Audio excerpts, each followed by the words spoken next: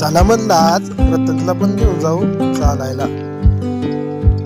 चला म्हणलं आज ह्याचा पाय मोकळा करूया. पवनला म्हणलं जाऊ घेऊन.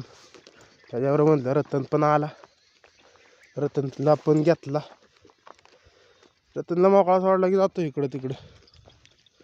त्यामुळं म्हणलं आपलं धरून बसलेलं बरं. आपल्या कॅनेलला पाणी आले. चले कॅनेलला पाणी आलंय.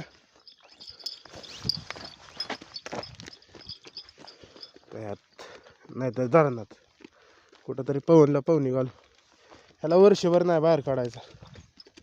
12 महिन्यांनी पुढंच ह्याला फक्त चालवणी द्यायची आता.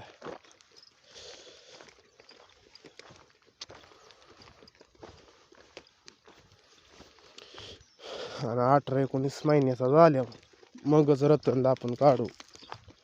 त्याशिवाय कुठं नाही त्याला न्यायचा. फक्त चालवणी द्यायची फक्त. चले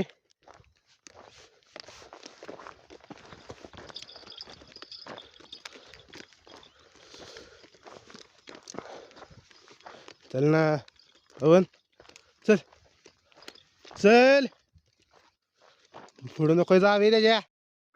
निवळ काय बा नाही. चल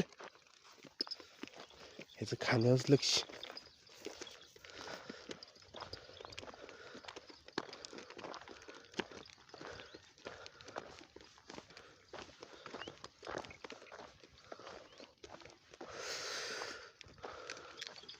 चार तारखेला गेल त्याला आपण पवनला घेऊन, पण आपली गाडी गेली तासात. चल रे रतन चले. याला गावता आणि पाल्या लय तुटून पडतो.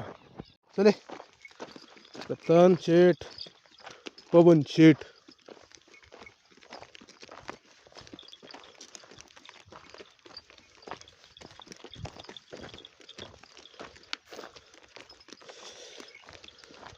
आता तरी आलो असेल आपण 2 किलोमीटर आलो असेल आपल्या घरापासून.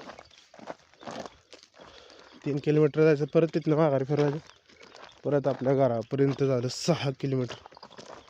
म्हणजे येऊन जाऊन 6.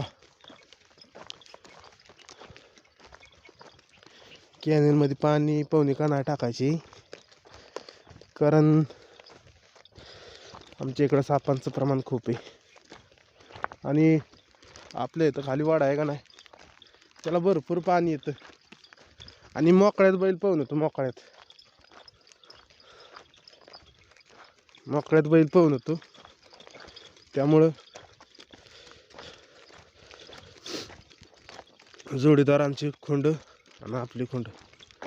आपल्या इकडं पळणारा बैल नाही, म्हणजे पळणारा बैल एकच आहे, पण सध्याला त्याला कोण बाहेर काढत नाही. कारण झालंय मार्क आहे आपला नांद्या.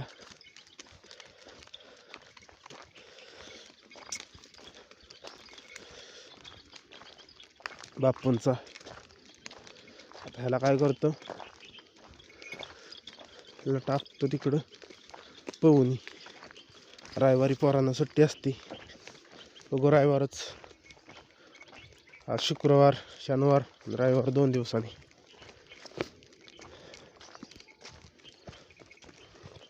आणि हेडवॉन पण आणलं चालायला.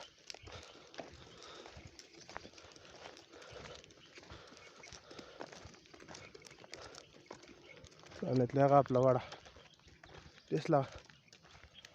झुमिंग करता येणार नाही, पण तुम्हाला दिसलच त्या झाडाच्या पाळ्यात खूप मोठ्या दाराने.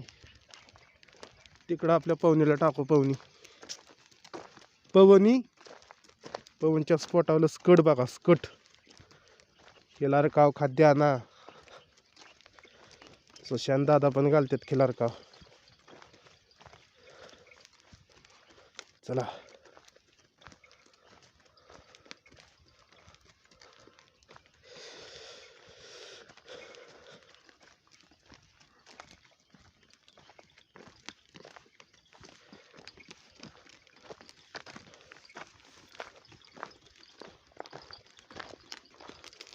ह्याला लगेच पवनी नाही टाकायची.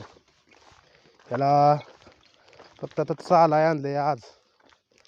आणि त्यावेळेस बाळूमामांच्या दर्शनाला गेलतो ह्याच रोडने डोंगरवाडीला, त्यावेळेस चालाय आणलेलं. हे चल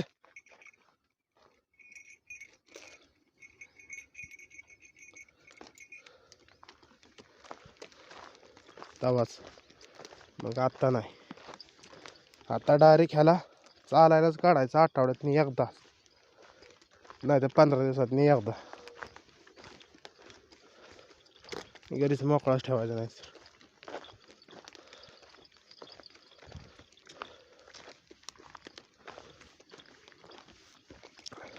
तसं काल पळून आणलं या, आळ घातलीच. पाहुणी आहे दामाने चल की, ऐकला का काय ना काय तरी होतं सारखं.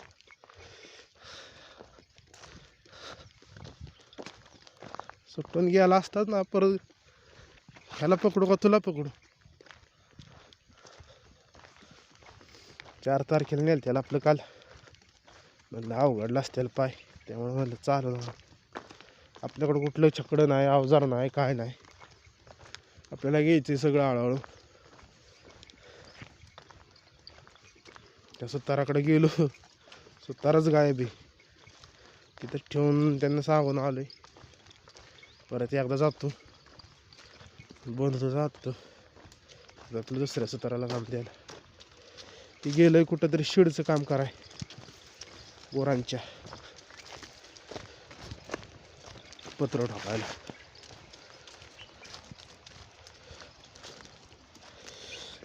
रत्ना, अय रतन,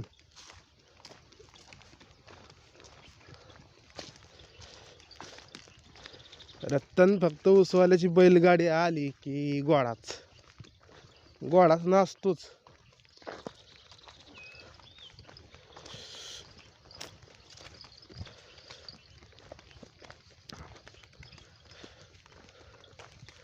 पवनला आता एक वेळ पैसे जाऊन ते पण चांगला बैल टाकू. तसंही आपण कुठल्या पण बैलावर हाणतो, पण ते बरोबर नाही. एकदा बाहेर जायची सवय लागली की लागली. त्यामुळं आता त्याला एखादा शहाणा बैल बघायचा, त्याला म्हणायचं जर 4 रुपये घे, पण बाबा लाबाडी करू नका आमच्यावर, आहे का ना मित्रांनो. उगाच मात्र व्हायचं चांगले पाळणाऱ्या बैलाच. त्यामुळं सांगतो मी. आता त्या दिसतंय का आपलं पूल, पुलापर्यंत चले पवन. कॅमेरा बाबा मित्रांनो, कॅमेराला काहीतरी झालं नाही, झालं सांग. त्या का तिकडं दिसतंय का पूल, तितक्या चालायचं मग परत माघारी फिरवायचं. चले चल चल चल की लवकर वाय जरा.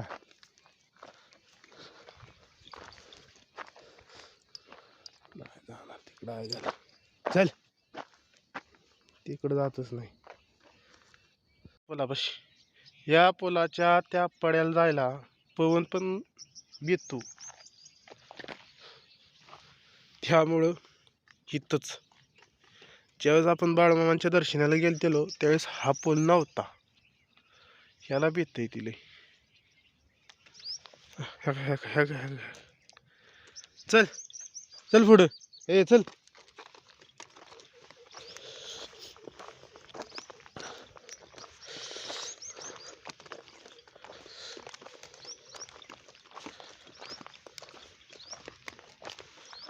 हळूहळू आपल्या पवनला सगळे अवजार आपण घेऊ. म्हणजे आपल्याला काय पेरणी नाकारण्यासाठी ना, पण व्यायामासाठी. म्हणजे काय आपल्याला काय सगळंच घ्यायचं नाही, छकडं घ्यायचं आहे महत्वाचं आपल्याला, बाकी एवढं नाही काय. आणि एक बारीकचं जोट टायर वाढण्यासाठी, तेवढं जोट घेतलं की झालं काम. पवन शेटचा मग व्यायाम घ्यायला आपण तयार.